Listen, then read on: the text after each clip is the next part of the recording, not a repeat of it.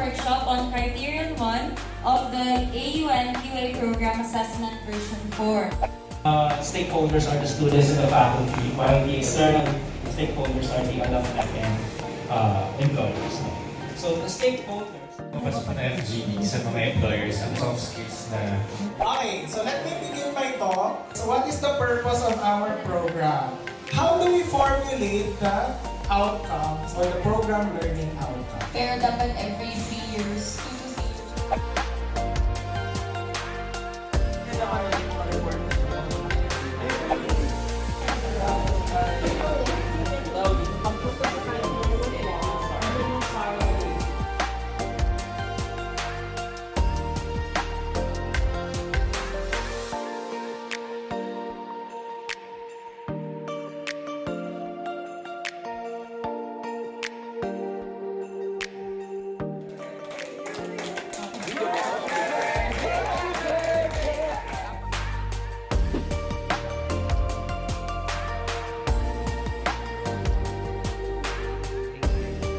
From the original PLOs of PSM Psycho, we have 5 PLOs. Taxonomy.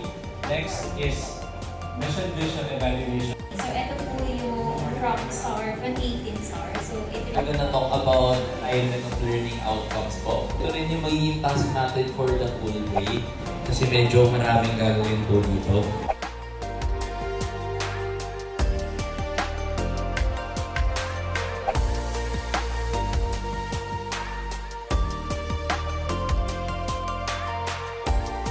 Ito yung setup natin for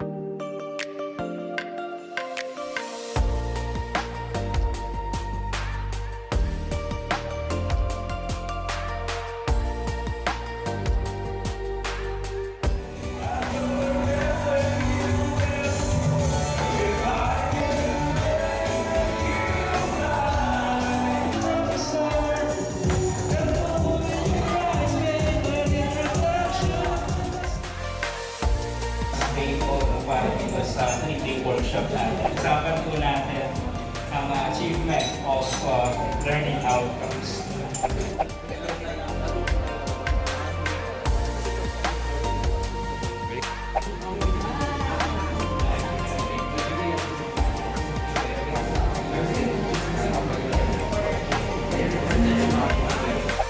Yung the PLOs, so ito po yung PLO namin. Ay, sorry.